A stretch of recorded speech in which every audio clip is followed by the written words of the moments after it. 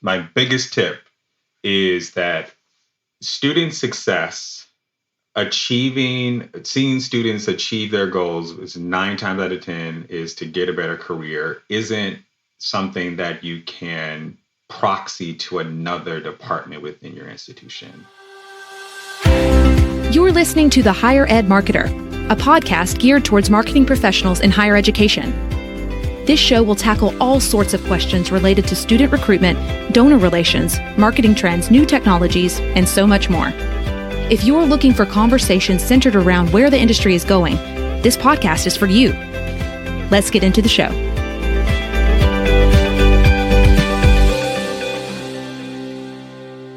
Welcome to the Higher Ed Marketer Podcast. I'm Troy Singer, here with Bart Kaler, and every week we do our best to interview higher ed marketers that we admire, that the whole higher ed marketer community can benefit from. Today, we have the pleasure of interviewing Nate Simpson. He's the Senior Program Officer for the Bill and Melinda Gates Foundation and has a passionate role in regard to making sure students are successful and working with institutions to make sure that their incoming students and all of their students are successful.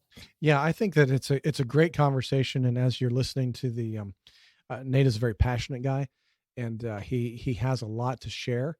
And I think that as you start listening to it through the perspective as a higher ed marketer or maybe somebody in enrollment. How can you take what he's talking about with student success, which a lot of times I think enrollment sees, oh, that's student life's issue, or that's somebody else's issue because, once I hand them off during matriculation, then we're done. I think he makes a really good argument, a really good persuasive points about the fact that everyone on campus, and especially us as marketers and enrollment folks, should be focused on the success of the students. And so I think he really brings a lot of really good points. So be sure to listen to that.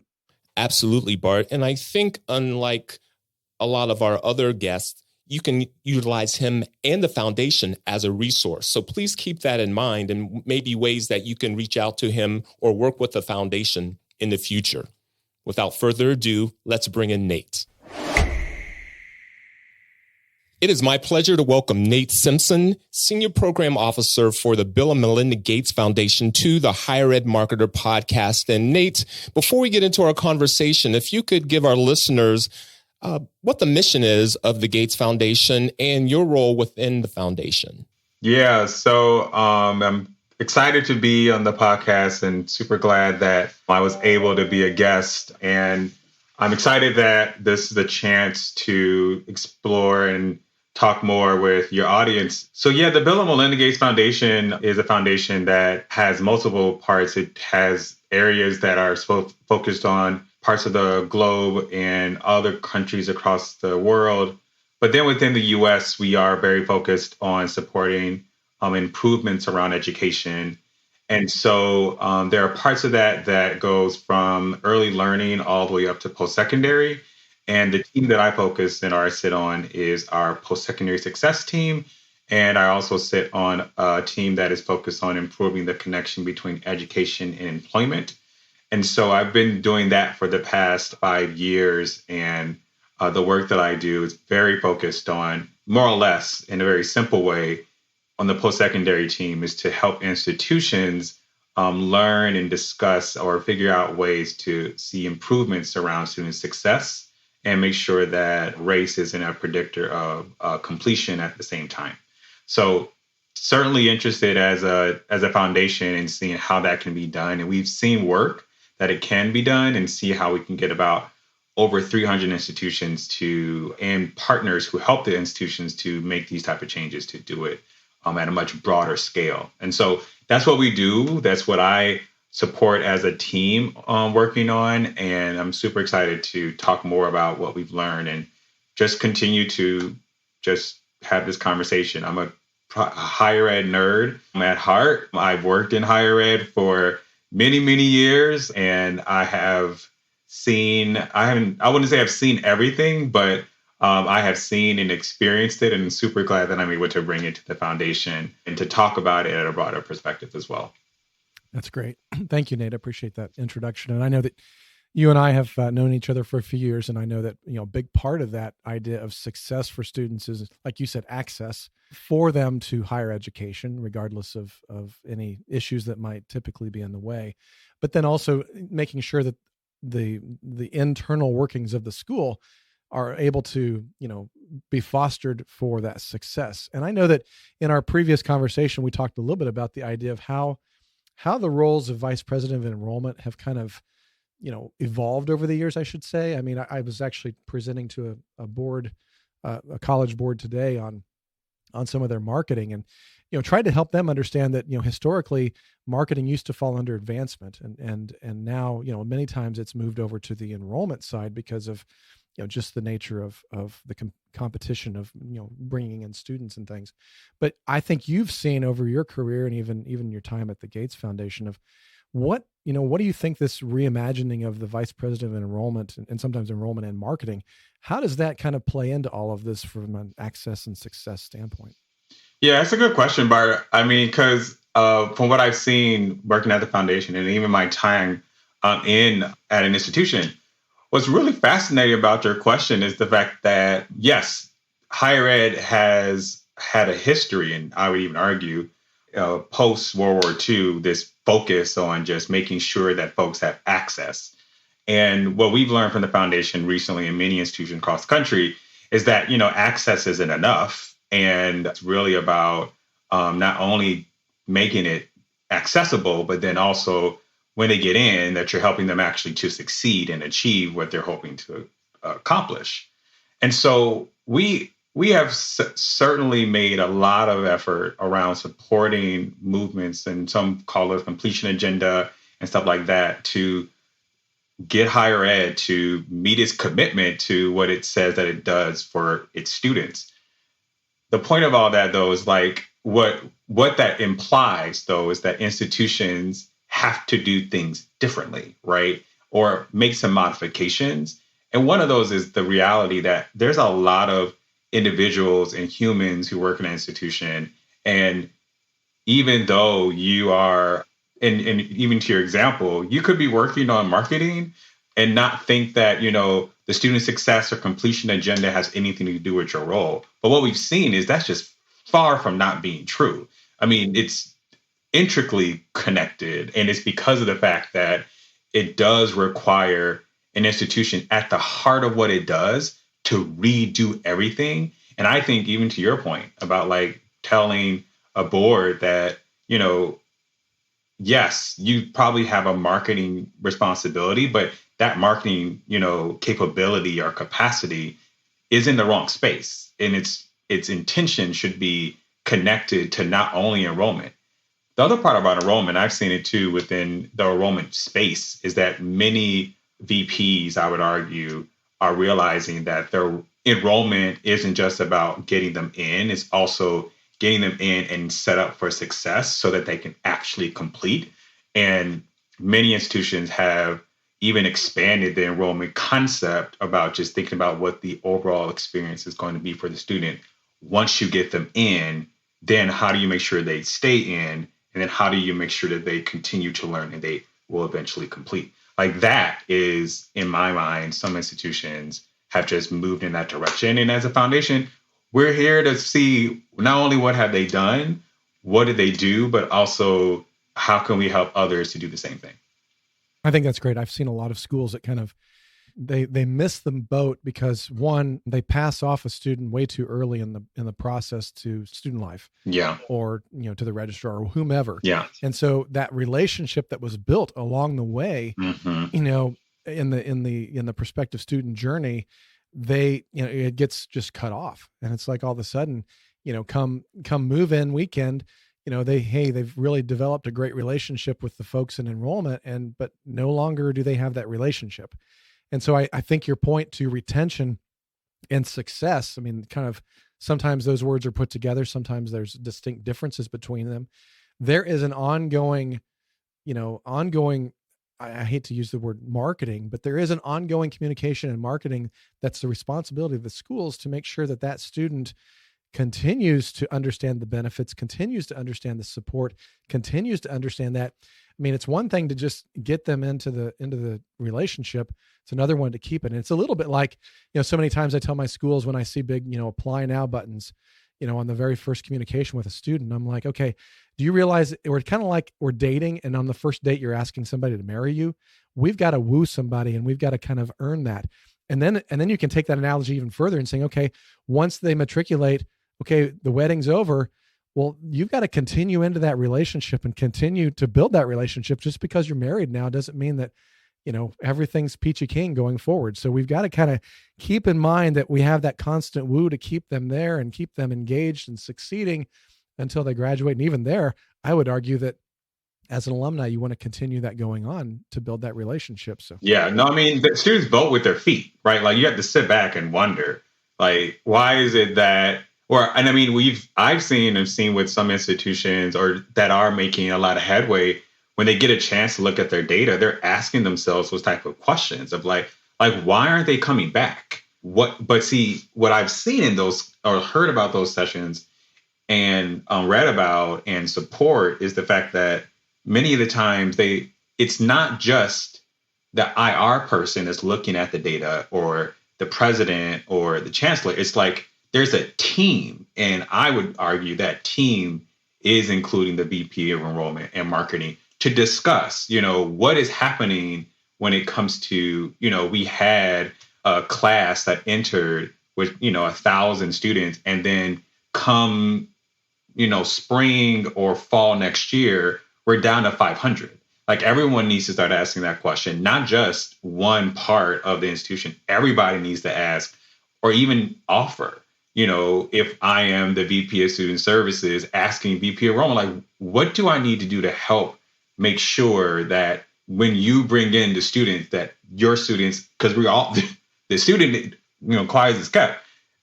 The students don't change, right? Like now there isn't a new student that is going from the VP of Enrollment's role to the VP of Student Service. It's the same student. So it's really critical that there's teams, including the marketing and that capacity or capability within the institution, looking at the data and understanding like what is happening or why isn't it that we don't see, and even making sure that it's disaggregated by race and socioeconomic status, so you can understand like at the root what is really going on. And I've seen a lot of articles, we've done research. I think I've also realized it's just, sometimes as a high-level administrator, you just have to genuinely care and be curious about wanting the students to be there and wanting them to see them again. So, and to see them succeed. Not to say a lot of folks are not interested in doing that, but, when you put that in front, it kind of comes off and you realize, I do want them to stay. And if you, use that mindset, you start to redo a lot of stuff when it comes to, or you start having some more prioritized conversations about what is really important and what's not necessarily at the same level when it comes to other things. I think that's a great point. And I know, Troy, you've got a question, but just to kind of follow up on that for a moment, the idea that I see a lot of schools, they're looking at the data and they're not starting with what you're saying. How can we make sure these students succeed? And so a lot of smaller private colleges a lot of times struggle with this role, is that they try to recruit everybody and everyone. And then they realize that, okay, these students aren't necessarily mission fit, whether they're a type of school that maybe is a religious background school, or maybe they're a specialty type school where they've offer certain types of programs. They bring in all these students for the sake of getting the numbers in, rather than starting with how can we make sure that we recruit students who are going to succeed all the way through. And so I think that's a mission fit is such a huge part of that at the beginning too. Yeah. Mission fit for me is always something that kind of like strikes a nerve, because it's kind of like continues to perpetuate this belief that students are supposed to be college ready, and instead of really that the colleges should be student ready. And so it's like, if you did all the work to make sure that they actually did get recruited and enroll at your institution, you shouldn't do this like bait and switch moment where it's like, oh, we got you in and now, good luck. It's more about like, you took the effort, you spent a lot of time and money in trying to figure out how that student would actually come and enroll. My assumption is you did all that because even then you wanted them to continue. And so maybe you should continue doing things to make sure that they do get the thing that you said that you wanted them to have when you were trying to get them to come to your institution. I mean, that just makes logical sense to me. I would even argue, well, and I know I might, get tar and feathered for this, but, higher ed institutions aren't the only, quote unquote, types of organizations that provide services. And you look at other service providers, they take on that responsibility very seriously. And, and students are consumers and they can vote with their feet and in some ways their money and go someplace who actually is going to provide them the service that they're looking for. Well, Nate, that kind of touches on maybe there should be a changing of perspective of, we always think of higher ed saying, you should be grateful that we accepted you into our institution.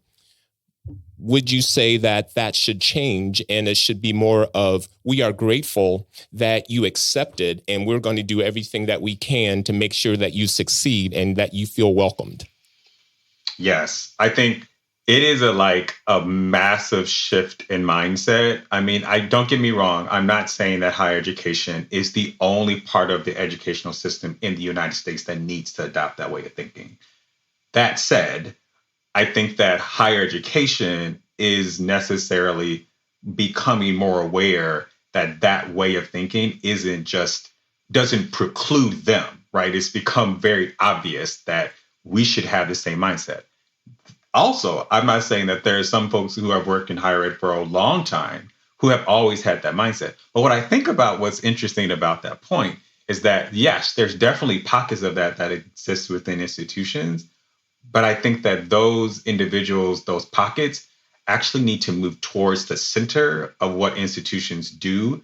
And we have worked with institutions in many types, from small liberal arts to large research one institutions. And what we have seen through all of those types is you start seeing changes when, even if you're part of a group of institutions that has a mission to, generate and deliver sound research for, name it, for the United States, when you start putting students at the center of the work, you can still achieve it. So I've seen this thought process that is student success and research one and research responsibilities are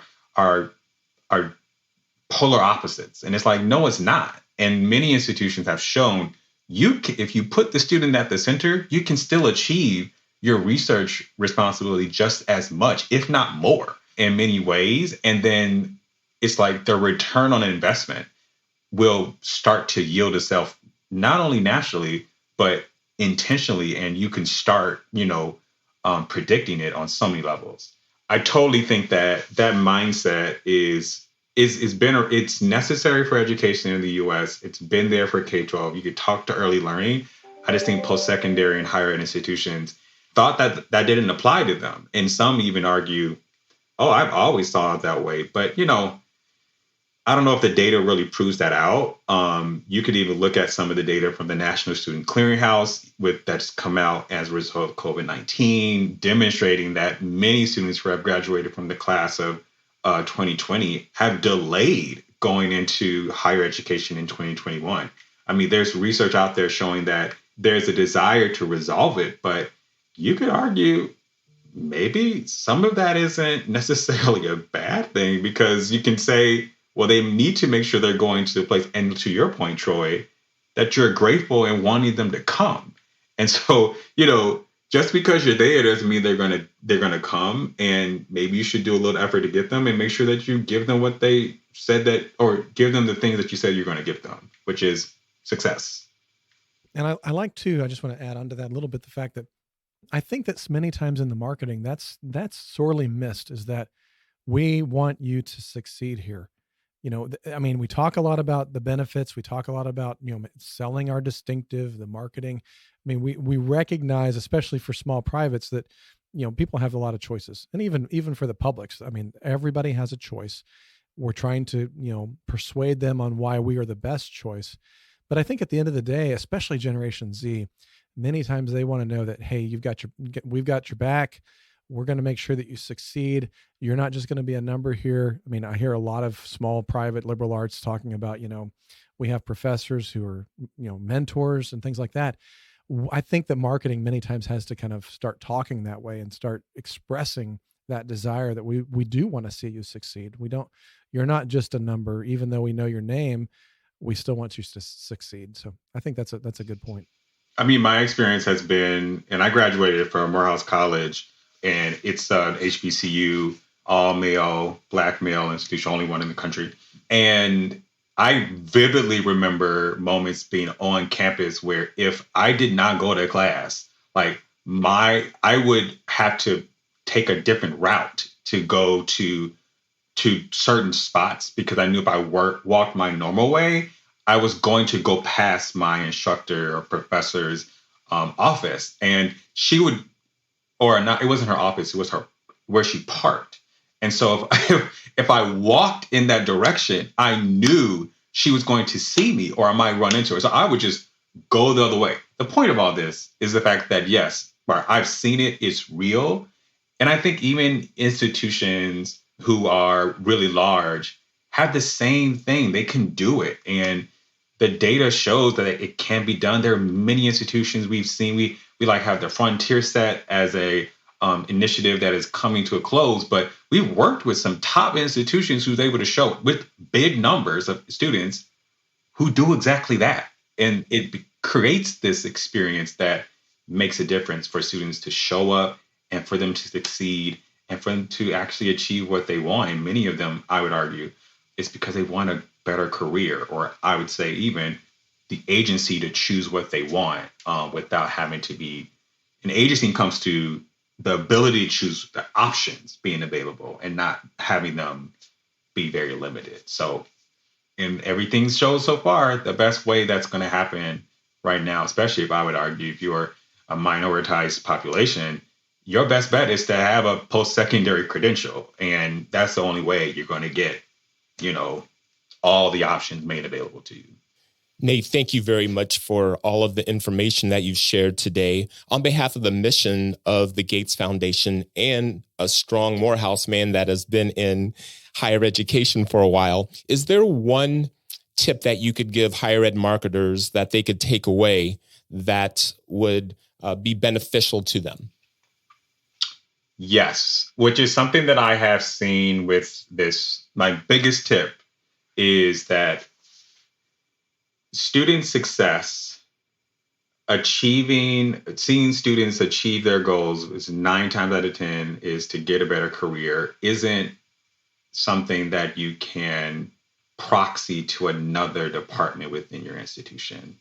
It's your responsibility just as anyone else's within the institution as well. And, the moments where you're like that student success team or committee or whatever you want to call it, you may go, oh, that's all, VP affairs. I don't have anything to do with that. I need to make sure, I improve my yields from last year. I can't focus on that. You have got, that has to stop. The student success committee includes you. And make sure you go to those meetings, because the student that you or cohort that you brought in, it is a great opportunity for you to actually understand why your yields don't look the way they did. And you could probably get some better insights, and then not necessarily start changing how you begin to recruit or changing your recruiting strategy, but understand that you are demonstrating through your presence that it's important and that you're going to find better ways to make sure that the cohort has an experience, and that you're not necessarily giving an experience that's not something that you can actually return on. So go to those meetings, talk to them, be part of it, and don't give it away. I mean, and that's coming from a person that's been involved in practitioner. I worked at a community college. I know there's 18,000 things you're doing all at once. You are a hero with a cape on your back that folks don't even notice, but you got to do it. Nate, thank you so much for that. And we appreciate that small but powerful nugget and everything that you've shared. My guess is there are a lot of other services and knowledge that someone could come to you for, what's the best way to reach you for those who would like to do so? Yeah, so my best recommendation is to always take a look at the Bill and Melinda Gates Foundation's website. The site has had an overhaul for anyone who has probably seen it in the past, but there are sections now specific on our work in the U.S. around education, specifically the post-secondary site. I totally recommend anybody take a look at that and to get any more information about what the foundation is working on. We also have a post-secondary, I think on that same site, I know you can sign up for our post-secondary success newsletter. And so I totally recommend that and get more information. And also recommend on the point about higher education, getting access to or being part of providing more value for students. I totally recommend folks to look at our the Value Commission work that we supported, which is postsecondaryvalue.org, where you can learn more about what the Value Commission, that group, discovered about the value of higher education in the U.S. Super informational, super great, has a definition, has metrics. And I think at some point there's going to be like a much better view of college scorecard that takes into account more data that the college scorecard from the Department of Ed doesn't provide at this point. So totally recommend folks take a look at it when it comes available at that site. And me, you can find me on LinkedIn, or I'm also on Twitter as well. So super available to have those conversations as well. Thank you, Nate, for your time and all the information that you are providing to our community. Bart, do you have any parting words before we sign off for the episode? Yeah, I just wanted to kind of highlight a couple of things that I heard Nate talk about. And really, as marketers, I think that we need to kind of lean into this, is the idea of how do we make sure that we not only market to woo people in, but how do we also woo them to stay and woo them to succeed? And I think that Nate had some really good options there. I think as marketers, sometimes we find ourselves a little bit maybe off the beaten path with regular students. Maybe there's an intern in the office, maybe there's not. But I think many times marketers in higher ed tends to kind of be a little bit more of, hey, we're in our little niche of the university and we're just kind of doing our thing. I think Nate made some really good points of being an intentional marketer, to start learning, start engaging with students, start engaging with those opportunities, whether it's the committee meetings or things like that. Interject yourself into that, because as a marketer, you're going to learn more ways to communicate the benefits of your institution, the more that you are understanding how your institution is helping those students succeed. And so I'm reminded of a conversation we had with Mary Barr from Ball State University, and how she's intentional to spend time with students on a regular basis. And I remember a couple of our leaders in marketing that we've had on the podcast have talked about carving out time on a regular basis to just sit down with students, with parents, to just help understand what makes them tick, how they're succeeding and things like that. And so I really would encourage our marketers to just take into what Nate said, really spend some time engaging with students, helping them succeed. And that's really going to change the nature of what you're doing as a marketer. Well said, Bart. That's right. Thanks, Nate. Thank you both. The Higher Ed Marketer Podcast is sponsored by Kaler Solutions, an education marketing and branding agency, and by Think Patented, a marketing execution, printing, and mailing provider of higher ed solutions. On behalf of Bart Kaler, I'm Troy Singer. Thank you for joining us. You've been listening to The Higher Ed Marketer. To ensure that you never miss an episode, subscribe to the show in your favorite podcast player. If you're listening with Apple Podcasts, we'd love for you to leave a quick rating of the show. Simply tap the number of stars you think the podcast deserves. Until next time.